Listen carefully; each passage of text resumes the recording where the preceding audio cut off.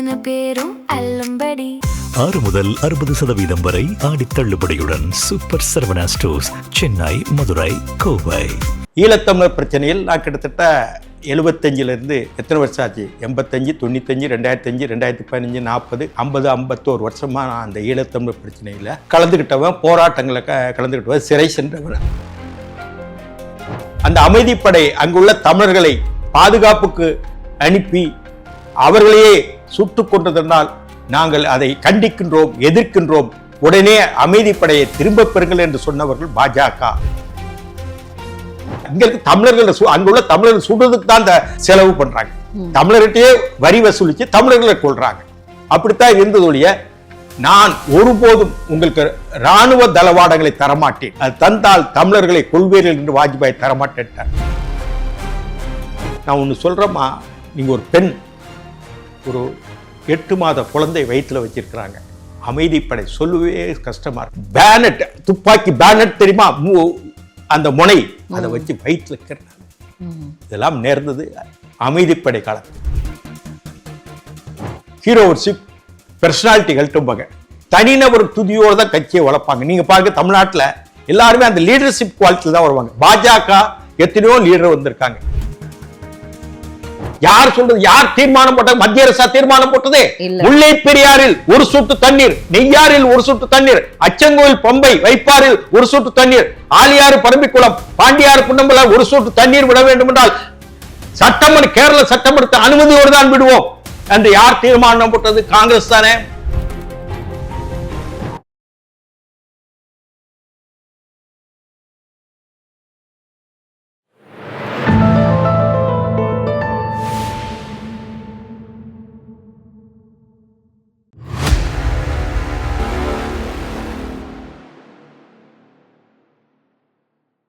தாமரை TV நேயர்களுக்கு அன்பான வணக்கம். இன்று நேர்காணலில் சிறப்பு விருந்தினர், அரசியல் சாணக்கியன், பாஜகவை சார்ந்த KS ராதாகிருஷ்ணன் அவர்கள் நம்முடன் இருந்திருக்கிறார். சார் வணக்கம். சார் வணக்கம்மா. வி த லீடர்ஸினுடைய தலைவர் அண்ணாமலை அவர்கள் இலங்கை தமிழர்களுக்காக பாடுபடுவேன் அப்படின்னு சொல்லியிருக்காங்க. நீங்கெல்லாம் இலங்கை தமிழர்களுடைய கஷ்டங்களை நேரடியாக பார்த்தவர்கள், நீங்க எல்லாமே அவர்களுக்காக போராடியவர்கள். மத்திய அரசாங்கம் நட்புறவோடு தேவையானதை நம்ம நாட்டில இருந்து செஞ்சுக்கிட்டு தான் இருக்கும். அப்படி இருக்கும்பொழுது அவர்களுக்காக பாடுபடுவேன்னு அண்ணாமலை பேசியிருக்கிறது ஒரு பெரிய வாதத்தை ஏற்படுத்தி இருக்கு. நீங்க இதை எப்படி பாக்குறீங்க? நல்லது, அவர் இலங்கை தமிழர், ஈழத்தமிழருக்காக பேசுவது நல்லதுதான். நான் அதை தவறா சொல்லலை. ஈழத்தமிழர் பிரச்சனையில் நான் கிட்டத்தட்ட 75லேருந்து எத்தனை வருஷம் ஆச்சு, 85, 95, 2005, 2015, 40, 50, 51 வருஷமாக நான் அந்த ஈழத்தமிழர் பிரச்சனையில் கலந்துக்கிட்டவன், போராட்டங்களை கலந்துக்கிட்டவன், சிறை சென்றவன். அங்கேயே படகு மூலம் வங்கக்கடலில் அக்கறைக்கு சென்றவன். அதற்கு பிறகு பாஸ்போர்ட்டோடையும் விசாவோடையும் போனவன். நான் கால்படாத இடம் கிடையாது வடக்கு கிழக்கு மாநிலங்கள் ஈழத்தில். இப்போ அண்ணாமலை சொல்லியிருக்கிறாரு, சந்தோஷம், எங்களை போன்ற ஆள்களுக்கு ஆதரவு குரல் கொடுப்பது சந்தோஷம். ஆனால் ஒன்றே சொல்கிறேன், காங்கிரஸ் அரசாங்கம் இந்திரா காந்தி இருந்த வரைக்கும் ஈழத்தமிழருக்கு ஆதரவாக இருந்தார்.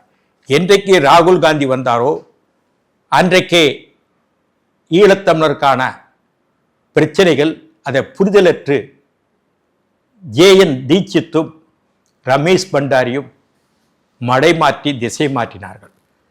அதற்கு பிறகு என்ன, அமைதிப்படை ராஜீவ்காந்தி அனுப்பினார். அமைதிப்படை என்ன செஞ்சது? அங்கே போய் பெண்களை, தமிழ் பெண்களை, ஈழப் பெண்களை பாலியல் பலாத்காரம் செஞ்சது, தமிழர்களை சுட்டுக் கொண்டது, ஒரு பயத்தை கிளப்பியது, பீதியை கிளப்பியது, தெருவில் நடமாட முடியாமல் தவித்தார்கள் அங்குள்ள தமிழர்கள் வடக்கே கிழக்கே. அப்போது நாடாளுமன்றத்தில் ராஜீவ்காந்தி பிரதமராக இருக்கும் பொழுது பாஜகவின் குரலாக வாஜ்பாயும் அத்வானி அவர்களும் சைவமும் தமிழும் வளர்ந்த இடம் ஈழம், ஈழத்து உணவு என்று சங்க இலக்கியங்கள் சொல்லுவார்கள். சங்க இலக்கியங்கள் பாடப்பட்டது. ஈழ தேசம், ஈழத்து மின்னல் என்று முக்குடல் பல்லோட பாடுவாங்க. அப்படியான ஒரு தொன்மையான இனம் அழிக்கப்படுகின்றது. அதற்காக உங்க அமைதிப்படையை நீங்கள் அனுப்பினீர்கள். அந்த அமைதிப்படை அங்குள்ள தமிழர்களை பாதுகாப்புக்கு அனுப்பி அவர்களையே சுட்டுக் கொண்டதனால் நாங்கள் அதை கண்டிக்கின்றோம், எதிர்க்கின்றோம், உடனே அமைதிப்படையை திரும்பப் பெறுங்கள் என்று சொன்னவர்கள் பாஜக மூத்தவர்கள், அதாவது எல்கே அத்வானி, வாஜ்பாய். அதற்கு பிறகு வாஜ்பாய் ஆட்சிக்கு வருகின்றார். அதாவது 98 வந்த பிறகு ஈழத்தில் உணவு பற்றாக்குறை, அரிசி அனுப்புகிறார், பருப்பு வகைகள், அத்தியாவசிய தேவை பொருட்கள் அனுப்புகிறார் கப்பலில். அதே போல உங்களுக்கு தெரியும், இலங்கை இராணுவ தளவாடங்களை கேட்கின்றது தமிழர்களை அழிக்க. இலங்கையில அந்த பட்ஜெட் அதிகமா எதுக்கு செலவாகும்னா, இலங்கையில போடுற பட்ஜெட் இலங்கை அதிபர்கள் இராணுவத்துக்கு தான் அதிகமா செலவு செய்வார்கள். அந்த செலவு செய்த தொகையை வெளிநாட்டு பாதுகாப்பு இல்லை, இங்க இருக்க தமிழர்கள் அங்குள்ள தமிழர்கள் சுடுறதுக்கு தான் அந்த செலவு பண்றாங்க. தமிழர்கிட்டயே வரி வசூலிச்சு தமிழர்களை கொள்றாங்க. அப்படித்தான் இருந்ததொழிய நான் ஒருபோதும் உங்களுக்கு இராணுவ தளவாடங்களை தரமாட்டேன், அது தந்தால் தமிழர்களை கொள்வீர்கள் என்று வாஜ்பாய் தரமாட்டேன். ஜார்ஜ் பெர்னாண்டஸ், அன்றைக்கு பாதுகாப்புத்துறை அமைச்சர் ஜார்ஜ் பெர்னாண்டஸ் அனுப்பினார்.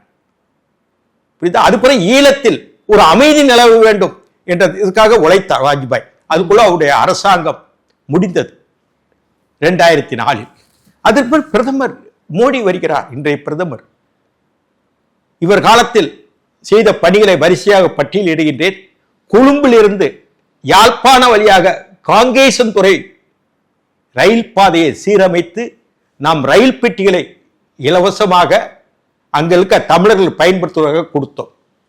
அது மட்டுமல்ல, 40,000 வீடுகள் தமிழர்களுக்கு, அதாவது வடக்கு கிழக்கே வாழும் ஈழத்து தமிழர்களுக்கும் இந்தியாவிலிருந்து போன இந்திய வம்சாவளி தமிழர்கள் மலையகத்திலும் வீடுகள் கட்டி தந்தோம். இந்த வீடுகளை எப்படி கட்டி தந்தார்கள் என்று பார்ப்பதற்கு நிதியமைச்சர் நிர்மலா சீதாராமன் நேரடியாக சென்று மலையகத்தில் பார்வையிட்டார். அது மட்டுமல்ல, திரிகோணமலையில் எண்ணெய் கிடங்குகள் இந்திய அரசு அமைத்துள்ளது. அதே மாதிரி இலங்கையில பொருளாதார சிக்கல் வந்து நினைவிற்கு அவங்களுக்கு, அன்றைக்கு தமிழர்களும் சொன்னார்கள், நாடாளுமன்ற உறுப்பினர்கள், எங்களுக்கு நிதி உதவி வேணும். மோடி என்ன செய்தார்? பிரதமர் மோடி நிதியமைச்சர் நிர்மலா சீதாராமன் அவர்களை நியூயார்க்கு அனுப்பி, அமெரிக்காவுக்கு அனுப்பி, IMF சர்வதேச மணி, அதாவது பண இதற்குள்ளே அந்த ஆணையம், அதுல இலங்கைக்கு எத்தனையோ பில்லியன் கடன் வாங்கி கொடுத்தார். யாரு? இந்தியாவை நம்பி அவங்க கொடுத்தாங்க இலங்கைக்கு. ஈழத்தமிழரும் அதுக்கு நன்றி பாராட்டினாங்க. யாரு? நிர்மலா சீதாராமன் அவர்கள் மோடி அனுப்பி நியூயார்க்கிலே தங்கி ஒரு நாள் தங்கி இதுக்காகவே அவர் செலவு செய்தார் ஒரு நாளை.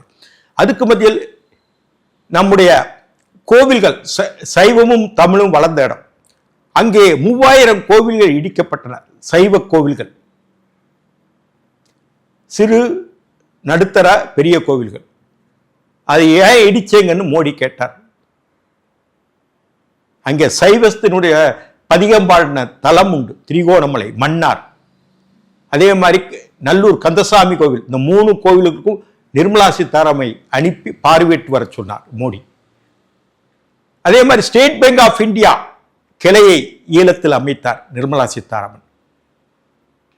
அதுவே கோவிட் நேரத்தில் அவ்வளவு இலவசமா நம்ம கொடுத்தோம். மாஸ்க், அந்த தடுப்பூசி, மற்ற வகைகள், சாப்பாடு வகைகள், அவசர காலத்துக்கு உதவ வேண்டிய சாப்பாடு, இவ்வளவு கொடுத்துருக்கோம் ஈழத்தில். இவ்வளவு பாஜக கொடுத்துருக்கு. காங்கிரசும் திமுகவும் சேர்ந்து முள்ளிவாய்க்கால 1 லட்சம் தமிழர்களை கொண்டாங்க. அமைதிப்படையின் போது காங்கிரஸ் ஆட்சி. நான் ஒன்று சொல்றேம்மா, நீங்க ஒரு பெண் ஒரு 8 மாத குழந்தை வயிற்றுல வச்சிருக்கிறாங்க. அமைதிப்படை சொல்லவே கஷ்டமா இருக்கு. பேனட், துப்பாக்கி பேனட் தெரியுமா, அந்த முனை, அதை வச்சு வயிற்றுல இருக்கிறாங்க. இதெல்லாம் நேர்ந்தது அமைதிப்படை காலத்தில், அது காங்கிரஸ் ஆட்சி காலத்தில் இல்லையா? அப்படி இருக்கும் பொழுது காங்கிரசும் திமுகவும் கூட்டணி இருக்கும்போது தான் முள்ளிவாய்க்கால் நடந்தது. ஆனால் மோடி சாத்வீகமாக அயலக கொள்கையும் நம்ம கூட பாதிக்கப்பட்டக்கூடாது, அது மாதிரி ஈழத்தமிழருக்கு உதவணும், ஸ்ட்ராட்டஜிக்கா, டிப்ளமேசியா இவ்வளவு பண்ணியிருக்காங்க. இது வெளியே தெரியாது. நீங்க நம்ம கவர்ட் பை எனிமீஸ். நேபாள், ஆப்கானிஸ்தானம், சீனா, அதே மாதிரி உங்களுக்கு பங்களாதேஷ், மியான்மர், இவ்வளவு எதிரிகள். இப்ப இலங்கையை நம்ம பகிச்சக்கூடாது, பக்குவமா அதை கொண்டு வர தமிழர்களுக்கும் உதவணும். இலங்கையில ஒரு சின்ன சிக்கல் வந்து கூடாது. ஏன்னா இலங்கை எல்லையா இருக்கு, நமக்கு குமரிமுனை கடலா இருக்கு. இப்ப கடல்ல எப்படின்னா கம்பந்தோட்டால 99 வருஷம் துறைமுகத்தை லீஸ் எடுத்துக்கிட்டாங்க. யாரு? சீனா. அதே மாதிரி கொழும்புல ஈஸ்டர்ன் டெர்மினல், கிழக்கு முனையம், அதையும் அவங்க எடுத்துக்கிட்டு அவங்களுடைய கண்டோன்மெண்ட் பகுதியா வச்சிருக்காங்க, அட்டானமஸ் பகுதியா. அங்க வந்து அவங்க தான் சீனாவுடைய அதிகார அட்டை தான் தருவாங்க. இலங்கை தர முடியாது கிழக்கு முனையத்துல. இப்ப நம்ம மீனம்பாக்கம் கண்டோன்மெண்ட் இருக்கு இல்லையா, அது மாதிரி அவங்க தான் அதுக்கு அதிகாரம். இலங்கை அரசாங்கம் அதிகாரம் கிடையாது எங்க கிழக்கு முனையத்தை கொழும்புல. அதே மாதிரி கச்சத்தீவு வரைக்கும் பல தீவுகளை குத்தகைக்கு எடுத்துட்டு காத்தாடி மின்சார உற்பத்தி செய்யறாங்க. போர்க்கப்பல்கள், உளவு கப்பல்கள் இந்திய கடல்ல வருது. ஒரு பக்கத்துல பிரான்ஸ் இருக்குது, ஒரு பக்கத்துல ஜப்பான், அந்த பக்கத்துல அந்தமான வட்டி இருக்குது, தெற்க அமெரிக்காவுடைய டீகோகர்ஷியா இருக்குது ராணுவ தளம். இவ்வளவு மத்தியில இலங்கையை பயிற்சிக்கிடாம தமிழர்களுக்கும் உதவணும். அதே மாதிரி ஒரு டிப்ளமேட்டிக்கா அதுக்கு ஒன்றாரு. தமிழர்களுக்கு உதவாம பாஜக அரசு இல்லை, இவ்வளவு பண்ணிருக்கு. கடன் கொடுத்திருக்கு, கோவிட் காலத்துல அவங்களை காப்பாத்திருக்கு, ரயில்வே இது, அது மாதிரி நம்ம பஸ்கெல்லாம் கொடுத்துருக்கோம். அசோக் லேண்ட் இங்க இருந்து போய் பஸ்கெல்லாம் போயிருக்காங்க. அது மாதிரி பள்ளிக்கூடத்துக்கு போற பையங்களுக்கு சைக்கிள் கொடுத்துருக்கோம், படிக்கிறாங்கல்ல பையங்க. அதே மாதிரி விவசாயிகளுக்கு, தமிழ் விவசாயிகளுக்கு டிராக்டர் வாங்கி கொடுத்துருக்கோம். அது மாதிரி இலங்கையில யாழ்ப்பாணத்துல கலாச்சார மையம், எப்படி நம்ம எல்ஐசி பில்டிங் மாதிரி இருக்கோ ஒரு அடையாளமா அங்க கட்டி கொடுத்துருக்கோம். மோடி வந்து இப்படி பல விஷயங்கள் சொல்லிட்டே போன நேரம் இல்லை. அதனால எல்லாமே செஞ்சிருக்கிறோம். ஏன்னா இலங்கை பிரச்சனைக்கு எல்லாரும் குரல் கொடுத்தாச்சு, யாரும் அதை வந்து மட்டுப்படுத்தல. அந்தந்த நேரத்துக்கு ஊர்காயா திமுகவும் காங்கிரஸும் வச்சுக்கிடுச்சு இலங்கை பிரச்சனையை. மற்ற நேரங்கள் நாங்க தொடர்ந்து குரல் கொடுத்தோம். நான் வந்து பிஜேபியில் இருந்தாலும் ஈழத்தமிழருக்கு என்றைக்கு நான் குரல் கொடுக்கல. அன்னைக்கு 77 என்ன ஸ்டாண்ட் எடுத்தோ அதே ஸ்டாண்ட்ல தான் இருக்கிறேன். அப்படியான சூழ்நிலை இன்னைக்கு இலங்கையில் உள்ள தமிழர்கள் வாழ வேண்டும், அவர் நிம்மதியாக வாழ வேண்டும், அவருக்கான உதவிகள் செய்ய வேண்டும் என்பதில் மோடி அக்கறையோடு இருக்காரு. இப்போ அண்ணாமலை சொல்லியிருக்காருன்னா வரவேற்க வரட்டும், அவரும் வந்து இதுல குரல் கொடுக்கட்டும், இல்லை என்ன தப்பு இருக்கு? கண்டிப்பா சார். இன்னைக்கு வந்து பாஜகவினுடைய தோல்வி, அதாவது சட்டமன்றத்துக்குள்ள ஒரே ஒரு எம்எல்ஏ மட்டும்தான் உள்ள போயிருக்காங்க. இன்னைக்கு வந்து என்டிஏ கூட்டணி, அதாவது அதிமுகவின் தலைமையில் என்டிஏ கூட்டணி அப்படிங்கும்போது ஒவ்வொரு கட்சியாக வந்து என்டிஏ கூட்டணியில இருந்து விலகிட்டே இருக்காங்க. அதிமுகவே ஒவ்வொரு செங்கல்லா வந்து உருவிக்கிட்டு இருக்காரு விஜய் அப்படிங்கிறது தான் இன்னைக்கு செய்தி. இன்னைக்கு தோல்விக்கு அப்புறம் பாஜகவினுடைய நிலை, கட்சியினுடைய நிலை எப்படி இருக்கிறதா நீங்க பாக்குறீங்க சார்? ஏமா, தோல்விக்கு பிறகு நயினார் நாகேந்திரன் அவர்கள் தலைவர், அவர் வந்து தோல்விக்கான காரணங்களை அறிந்தோம். கோயம்புத்தூர் கூடி அவர் BL சந்தோஷம் வந்தார். அதுக்கப்புறம் மாவட்ட செயலாளர் கூட்டம் நடத்தினோம். அதுக்கப்புறம் அணி செயலாளர்கள், பிரிவு செயலாளர் கூட்டம் நடத்தினோம். இனி எதிர்கால திட்டங்களை பற்றி நிர்ணயம் பண்ணும். தீனதயாள் உபாத்யாயா அவங்க பேர்ல இருக்க பயிற்சி முகாம்கள் இன்றைக்கு 2 மாசமாக எல்லா வட்டங்களிலும் நடக்குது. பயிற்சி முகாம், என்ன மேடையில பேசணும், எப்படி நம்ம இருக்கணும் அங்கிறது நம்முடைய காரியகர்த்தாக்களுக்கு அங்க பயிற்சிகள் கொடுக்குறோம். அது வந்து இப்போ அந்த வேலை திட்டம் நடக்குது. அதே மாதிரி இவர் நேற்று கூட்டமும் நடத்துகிறோம். யாரு? நம்ம பாஜக ஜனசங்க நிறுவனர் நம்முடைய சியாமா பிரகாஷ் முகர்ஜியை பற்றியான கூட்டங்களும் கல்லூரிகளில் அங்கங்கே கூட்டங்கள் நடத்தி அது நினைவு சொற்பொழிகளும் செஞ்சிருக்கிறோம். அது மட்டும் இல்லை, எல்லா ஊர்லையும் கிராமங்களை, குக்கிராமங்கள் மூலம் செடிகள் நட்டணும், பசுமையை வளர்க்கணும். அது மாதிரி பிரதமர், இந்தியாவின் பிரதமர் நீண்ட காலமாக பிரதமராக பதவி வகிக்கிறார் தலைவர் மோடி. அதை மக்கள் மத்தியில் சொல்லணும். எவ்வளவு நாங்கள் இந்திய மக்களுக்காக பணியாற்றியுள்ளோம் என்ற வகையில் ஒவ்வொரு துறையாக சேர்ந்து 5 புத்தகங்கள் இந்த இருக்கு, என்கிட்ட கூட காப்பி இருக்குது. 5 புத்தகங்கள் வெளியிட்டு, தமிழில் வெளியிட்டு எல்லாரிடமும் கொடுக்கின்றோம். ஒவ்வொரு வீட்டுக்கும் செல்கின்றது. அதே மாதிரி சிறு புத்தகம் எவ்வளவு செலவு செய்யப்பட்டது மகளிர் துறைக்கு, சுகாதாரத்துக்கு, கல்விக்கு என்று நாங்கள் அதெல்லாம் வெளிப்படையாக சொல்லுகின்றோம். இப்படி முகாம்கள் நடத்தி கொண்டிருக்கின்றோம். அது மட்டுமல்ல, அங்கங்கே ரத்த தானம் நடத்தினார்கள். இப்படியான பயிற்சி. அது போக பாலியல் பலாத்காரம் இந்த ஆட்சிக்கு வந்த உடனே, தாவேக்கு ஆட்சிக்கு வந்த உடனே கிட்டத்தட்ட ஒரு நாளைக்கு 3-4 குறைஞ்சபட்சம் பாலியல் பலாத்காரம் நடக்குது. ஒரு 3 வயசு குழந்தையிலிருந்து 80 வயசு வயசான மூதாட்டி வரைக்கும் பாலியல் பலாத்காரம் செய்வதை கண்டித்து நயினார் நாகேந்திரன் தலைமையில் எழும்பூரில் பெரும் போராட்டம் நடத்தினோம். இது திமுகவிலே நடந்தது இல்ல சார்? இல்ல, திமுக நடக்கட்டும். திமுக நடக்குன்னா அவங்களுடைய திட்டம் பண்றாங்க. இவ்வளவும் நாங்களும் செஞ்சுட்டோம். திமுக பண்ணா நாங்க பண்ணக்கூடாது ஒண்ணு இல்லையே. நாங்க உடனே முதல் போராட்டம் நாங்க தான் நடத்தோம். எங்களுக்கு பிரதான் அவங்க நடத்துறாங்க. முதல்ல அந்த இடத்துக்கு போனாரு எங்க தலைவர். நாங்க அன்னைக்கு திருப்பதியில போயிட்டு ஒரு திருமணத்துக்கு போயிட்டு வந்தோம். உடனே கேள்விப்பட்டோம். உடனே ஸ்டான்லி மருத்துவமனைக்கு எங்க தலைவரோடு நானும் போனேன். அவங்க அந்த அன்னைக்கு அந்த குழந்தை 3 வயசு குழந்தை இருந்துச்சு. அவங்களுக்கு வேண்டிய உதவி வடநாட்டுக்காரங்க உதவி பண்ணிட்டு மறுநாளே அறிவிச்ச போராட்டத்தை ராஜ்யத்தின் ஸ்டேடியத்துல இருந்து நயினார் நாகேந்திரன் தலைமையில் நடந்தது. இப்படி எங்களுடைய வேலை திட்டங்கள் கிட்டத்தட்ட மே 4ஆம் தேதி ரிசல்ட் வந்தது. இன்னைக்கு 10ஆம் தேதி கிட்டத்தட்ட ஒரு 45-50 நாள் ஆகுது. இதுக்குள்ள இவ்வளவு வேலை திட்டங்கள் செஞ்சிருக்கோம். இன்னும் பல அங்கங்க கூட்டங்கள், அங்கங்க திருமணை கூட்டங்கள்லாம் நடத்தி இருக்கிறோம். இப்படி பல விஷயங்களை தொடர்ந்து பண்ணிட்டு இருக்கோம். அடுத்த நிலைக்கு நாங்க என்ன சென்று எடுத்து செல்லணும்னு நாங்க இருக்கோம். மோடி இன்றைக்கு மாபெரும் தலைவராக இருக்கிறார். உலகத்திலேயே மாபெரும் தலைவராக. நேற்று இந்தோனேஷியாவுக்கு போறாரு. மோடிக்கு விமானம் பறக்குது. அது 2 பக்கம் பாதுகாப்பு விமானம் பறக்குது. வரவேற்கிறார். அந்த மண்ணில் இறங்குற வரைக்கும் அந்த பாதுகாப்பு விமானம் போயிருது. இந்திய பிரதமருக்காக அது இது வரைக்கும் நடந்ததா? ஒரு நாட்டுக்கு போறாரு, பாஸ்ங்கிறாரு, நீங்க தான் என் தலைவருங்கிறாரு. மோடி விரும்பாமையா அவர் காலில் விழுறாங்க இல்லையா? உயரிய விருதுகள், இந்தியாவிலே உலகத்திலே அதிகமான விருதுகள் வாங்கினது மோடி. அப்படிப்பட்ட ஒரு தலைவரின் தலைமையில் பாஜக இன்றைக்கு வெற்றி நடைபெறுகிறது. இந்தியாவில் இன்றைக்கு அதிகமான மாநிலங்களை அது ஆளுகின்றது. திட்டவட்டமாக நாளைக்கு தமிழக வெற்றி கழகம் பாஜகவுக்கு இடையே தான் போட்டி இருக்கும். இன்னும் 10 ஆண்டுகள், நான் நாளைக்குன்னு சொல்ல 10 ஆண்டுகள். அதிமுகவோ திமுகவோ ஒரு பக்கம் இருந்தாலும் நிச்சயமாக போட்டி ஒரு கட்டத்தில் தமிழக மக்கள் உணர்வார்கள்.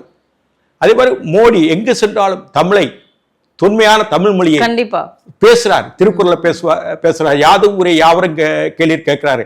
காசி இது காசி சங்கமம், தமிழ் சங்கமம், சௌராஷ்டிரா சங்கமம், மலேசியால இருக்கை கொடுக்கிறார். காசியில பாரதியார் இருக்கை கொடுக்கிறார். இவ்வளவு இங்க நம்ம ஆட்சியில இல்ல. இங்க வெற்றி வாய்ப்பு மோடிக்கு தரல. அப்படி இருந்தும் தமிழ் மேல் பாசத்தால் பேசுகிறார். இந்தோனேஷியாவில் கூட மகாபாரதத்தை பற்றி பேசியுள்ளார். இப்படி எல்லாம் செஞ்சிட்டு இருக்கோம். எந்த தொய்வும் பாஜகவுக்கு இல்லை. பாஜக ஒரு கோட்பாடு, லட்சியம், கொள்கை என்ற வழியில் வருகின்ற கட்சி. மீதி கட்சிகள் தனிநபர்கள், ஹீரோ வர்ஷிப், பெர்சனாலிட்டிகள், ஹீரோ வர்ஷிப், பெர்சனாலிட்டிகள், தனிநபர் துதியோடு தான் கட்சியை வளர்ப்பாங்க. நீங்க பாருங்க, தமிழ்நாட்டில் எல்லாருமே அந்த லீடர்ஷிப் குவாலிட்டியில் தான் வருவாங்க. பாஜக எத்தனையோ லீடர் வந்திருக்காங்க. சியாமா பிரகாஷ் முகர்ஜி, தீனதயாள் உபாத்யாயா, முரளி மனோகர் ஜோஷி, நானாஜி தேஷ்முக், வாஜ்பாய், எத்தனையோ தலைவர், அது மாதிரி அத்வானி. ஆனா அவங்களுக்கு மரியாதை கொடுப்பாங்க. ஆனால் கொள்கை லட்சியத்தின் அடிப்படையில் பாஜக இயங்குகின்றது. இந்த இதுக்கு என்றைக்கும் சிரஞ்சீவியாக இருக்கும் கொள்கை லட்சியங்கள். தனிப்பட்ட நபர்கள் இறந்தாச்சுன்னா அந்த கட்சியினுடைய காலம் அவங்களுக்கு பிறகு கொஞ்சம் காலம் இருக்கு, அது மடிஞ்சு போகும். நீங்க பார்த்தா சோசியலிஸ்ட் ஆச்சு, சுதந்திரா கட்சி என்னாச்சு, ஃபார்வர்ட் பிளாக் என்னாச்சு, நீங்க பார்த்தா முஸ்லீம் லீக் ஒரு காலத்தை பவர்ஃபுல்லா இருந்த என்னாச்சு இன்னைக்கு. அதனால கம்யூனிஸ்ட்ல ஒண்ணு இல்லாம ஆயிட்டாங்களே. அவங்க சித்தாந்தம் தவறினால, கோட்பாடுகள் தவறுனால கம்யூனிஸ்ட் ஒரு காலத்துக்கு வலுவான தமிழ்நாட்டில் எதிர்கட்சியா, முதல் எதிர்கட்சியா இருந்தா இல்லையா தமிழ்நாடு அசம்பிளியில. இப்படி பாஜக வளர்ந்து வருகின்ற தமிழ்நாட்டில் நிச்சயமாக ஒரு காலத்தில் காங்கிரஸ் ஆண்ட மாநிலமா, அப்ப ஜனசங் இங்க இருக்கிறதே தெரியாது. நான் சொல்றேன், 3-4 போராட்டங்கள் 72 நடத்தினாங்க ஜனாகிரஸ் பத்தி. ஏதாவது பேப்பர்ல செய்தி வந்திருக்கா? காங்கிரஸ் தான் தெரியும், காங்கிரஸ் தேசிய கட்சின்னு தெரியும். அப்போ ஜனசங்கம் ஒரு கட்சி இருந்தது, அது பிறகு பாஜக வந்ததுன்னு யாருக்கா தெரியுமா? ஊர் முழுவதும் தாமரை, மோடி, பாஜக கொடி, இது பாஜக கிராம குக்கிராம லெவலில் போயிடுச்சா இல்லையா? கண்டிப்பா. மேல்மட்ட அரசியல் தானே ஒரு காலத்துல 70-80 வரைக்கும் பேசினாங்க. ஜனசங்கம், பாரதிய ஜனதா கட்சின்னு பேசினாங்க. இப்போ கிராமம் வரைக்கும் பாஜக, மோடி ஒரு அரசாங்கம் நடத்தாங்க போறல. இது வெற்றிக்கினுடைய பாதை தானே. It paves a way for victory. நிச்சயமா. இன்னைக்கு மேகதாது அணை விவகாரம், தமிழக முதல்வர் விஜய் அவர்கள் மத்திய அரசாங்கத்திற்கு கடிதம் எழுதி இருந்தார். நீங்க பார்த்திருப்பீங்க. DK சிவகுமார் கண்டிப்பா மேகதாது அணையை நாங்கள் கட்டுவோம் அப்படின்னு சொல்லியிருந்தாங்க. சட்டசபையில உதயநிதி ஸ்டாலின் என்னுடைய அப்பா தான் அந்த கடிதத்தை எழுதினாரு, அதுக்கான வந்து அடித்தளம் போட்டதே ஸ்டாலின் அவர்கள் தான் அப்படின்னு சட்டசபையிலேயே வந்து ஒரு விவாதம் போச்சு.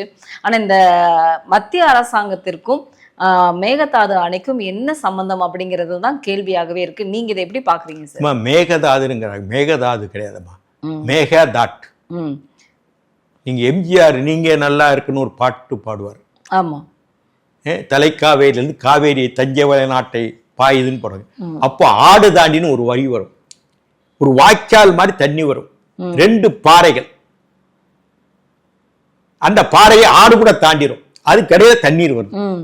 அது மேகதாட்டுன்னு தான் சொல்லணும். மேகதாதுன்னு பழைய முதலமைச்சர்கிட்டயே நான் சொன்னேன், ஸ்டாலின் நீங்க வந்து மேகதாதுன்னு சொல்லாதங்க. எப்போ ஒரு 6 வருஷத்துக்கு தீர்மானம் போடுவோம், தீர்மானத்தில் ஆணை அழிச்சு மேகதாத்துல, அதுக்கு பிறகு மேகதாது தான் யாரு ஸ்டாலின் சொல்றாரு. இன்னைக்குள்ள பிரதமருக்கு இன்னைக்குள்ள இதை கட்டுங்க, இன்னைக்குள்ள முதல்வர் விஜய்க்கு தெரியறதுக்கு வாய்ப்பு, அவரும் மேகதாதுங்கிற. இது மேகதாட்.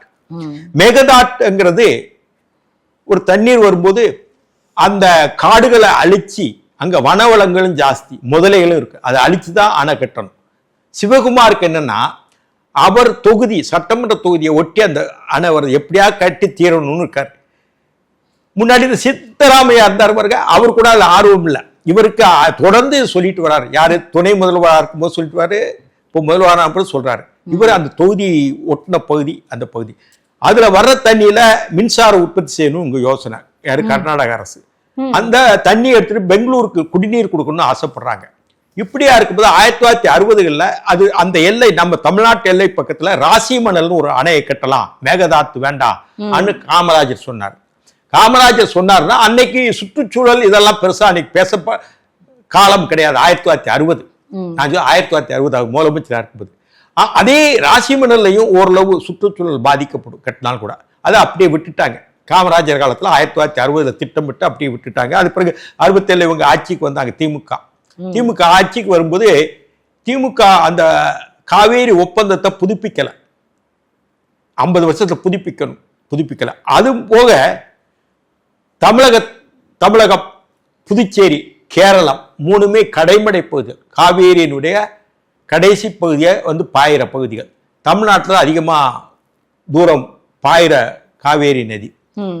நம்ம கிட்ட கேட்காமையே கலைஞர் ஆட்சி காலத்துல ஹேமாவதி, ஹேரங்கி, கபினின்னு 3 அணைகள் கட்டினாங்க. நம்ம கிட்ட கேட்டிருக்கணும். அன்னைக்கு தேவராஜர்ஸ் கர்நாடக முதலமைச்சர் கட்டினார். அப்போ நம்ம கண்டிக்காத வச்சுட்டு இன்னைக்கு தைரியமா மேகதாதை கட்டுவேன்னு அவங்க சொல்றாங்க. நம்ம காவேரியில நடுவர் மன்றம் ஒரு தீர்ப்பு கொடுத்துட்டாங்க. நடுவர் மன்றம் தீர்ப்பு கொடுத்து அந்த தீர்ப்புக்கே அது காங்கிரஸ் ஆனாலும் அதை கொடுக்க மாட்டேன்ட்டாங்க. அந்த நமக்கு வேண்டிய உரிமையான நீர் நீதிமன்றம் மூலமாக, உச்ச நீதிமன்றம் மூலமாக வந்த தீர்ப்பின்படியும் காவேரி நடுவர் மன்றத்தின் இறுதி தீர்ப்பின்படியும் நமக்கு கிடைக்கல, கொடுக்கறது இல்லை, சண்டித்தனம் பண்றாங்க கர்நாடகா. அதே மாதிரி தென்பண்ணையார் அங்கேருந்து வருது, தென்பண்ணையார் நேர இங்க கடலூர்ல போய் கடலில் கிடக்குது.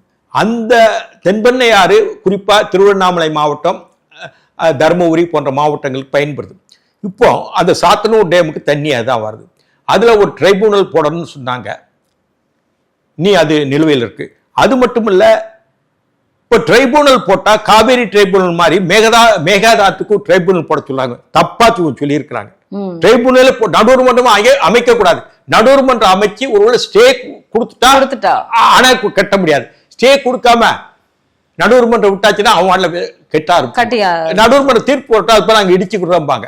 நடுவர் மன்றம் அமைச்சாச்சுன்னா 40 வருஷத்துக்கு கருத்துல போட்ட கல் தான், தீர்ப்பு உடனே வராது.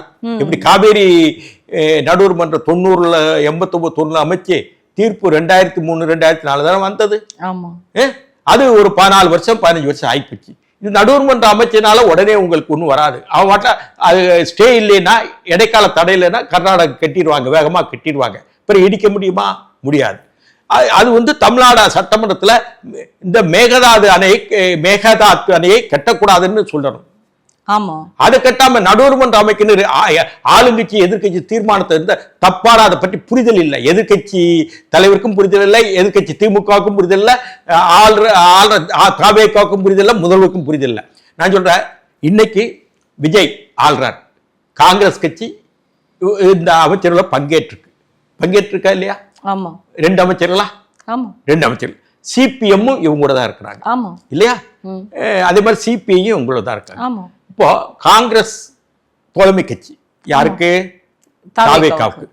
கர்நாடகத்துக்கு வந்து இந்த 2 மந்திரிகளும் தமிழ்நாடு காங்கிரஸ் கமிட்டி தலைவரோ ராகுல் காந்தியோ எல்லாரும் சேர்ந்து போய் காவேரியில தண்ணி கொடுத்துருங்க, அவள் கேட்கிற தண்ணியை கொடுத்துருங்கன்னு பேசலாம். நிச்சயமா. மேகாதாத்தை கட்ட வேண்டாம்னு சொல்லலாம். தென்பண்ணையாறுல பிரச்சனை பண்ண வேண்டாம்னு சொல்லலாம். ஒகேனக்கல்ல தண்ணீரை கொடுங்கன்னு சொல்லலாம். ஏன் அது சொல்ல முடியல? மத்திய அரசுக்கு என்ன இது இருக்கு, பங்கு இருக்கு? மத்திய அரசு ஒரு பங்கு இல்ல. மத்திய அரசு கிட்டத்தட்ட மேகதாத்தை கட்டியே தீர்வுன்னு கிட்டத்தட்ட 15 வருஷமா சொல்லியிருக்காங்க. மோடி அரசாங்கம் அனுமதியை இது வரைக்கும் தரல. ஆமா இல்லையா? தெரிவிக்காங்க ஆளுங்கட்சியாவது பாஜக இருந்தது, புரிஞ்சுக்கணும். இதை வைகோ சொல்றாரு எல்லாத்துக்கும் காரணம் மோடி தான், அவரை கட்டுறதுக்கு ஏற்பாடு பண்றாரு, என்கரேஜ். அங்க காங்கிரஸ் அரசாங்கத்துக்கு அவர் சொல்ல வேண்டிய அவசியம் முட்டாத்தனமா பேசல. என்ன கருத்து இந்த வைகோ சொல்ல மோடி தான் காரணம், மோடி தான் கட்டணும்னு சொல்றாரு. அங்க காங்கிரஸ் அரசாங்கம் ஆண்டுட்டு இருக்கு. நீ இந்த தோழமைக்கு தானே போய் அவன் பேச. மோடி இதுக்கு என்ன பண்ற? மோடி 2014 வந்தாரா ஆட்சிக்கு? 2000 அதுல இருந்து மேகதாத்து கட்டணுங்கிறாங்க. அனுமதி கொடுத்தாங்களா மத்திய? இல்ல இல்ல கொடுத்தாங்களா?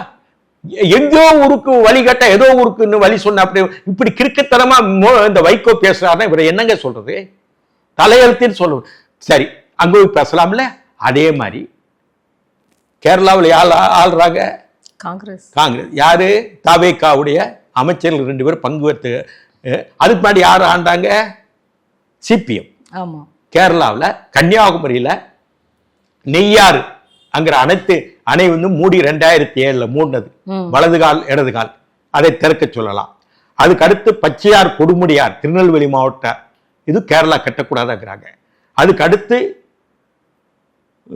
அச்சங்கோயில் பம்பை சாத்தூர் வைப்பாரோட இணைக்கிற திட்டம், அதுக்கும் தண்ணி கொடுக்க மாட்டேங்கிறான். யாரு? கட்டக்கூடாதுன்னு கேரளா சொல்றாங்க.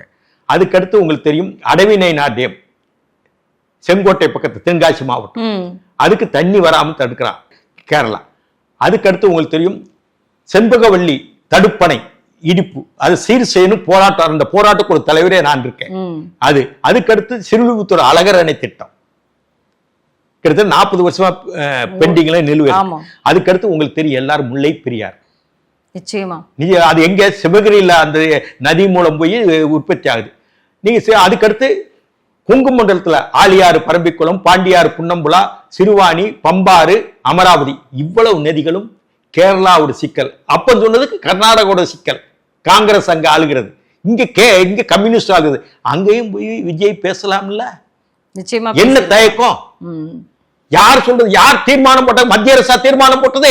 முல்லை பெரியாறில் ஒரு சொட்டு தண்ணீர், நெய்யாறில் ஒரு சொட்டு தண்ணீர், அச்சங்கோயில் பம்பை வைப்பாறில் ஒரு சொட்டு தண்ணீர், ஆலியாறு பரம்பிக்குளம் பாண்டியாறு புன்னம்புலா ஒரு சொட்டு தண்ணீர் விட வேண்டும் என்றால் சட்டமன்ற கேரள சட்டமன்றத்தை அனுமதியோடு தான் விடுவோம் என்று யார் தீர்மானம் போட்டது? காங்கிரஸ் தானே. மோடியா தீர்மானம் போட்டாரே? ஏகே அண்டோனி காங்கிரஸ் தலைவராக ஏகே அண்டோனி போட்ட தீர்மானம் கம்யூனிஸ்ட் ஆதரிச்சாங்க. மோடி போடலையே, பாஜக போடலையே. எது எடுத்தாலும் எங்க அடிச்சா எங்கோ நெறி கட்டும் இல்லையா? புண்ணானா ஒரு இடத்துல அது மாதிரி எது எடுத்தாலும் மோடி.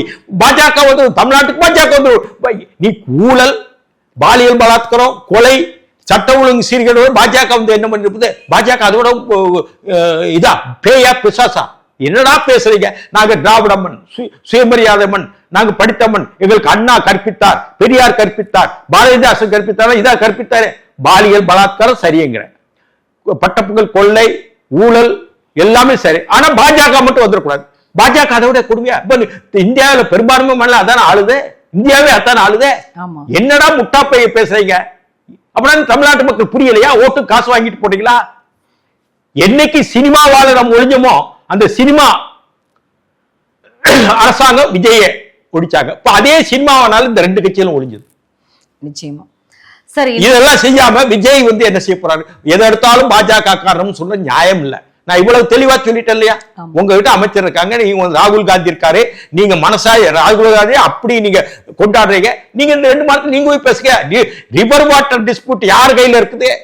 2 மாநிலத்துக்கு தானே அதிகாரம் இருக்குது, மத்திய சர்க்கார் கையில அதிகாரம் இருக்குது. அதை எடுத்துட்டா உடனே மாநில சுயாட்சி போயிருந்தீங்க கூப்பாடு போறீங்க. என்னடா அர்த்தமா பேசுறீங்க நீங்க?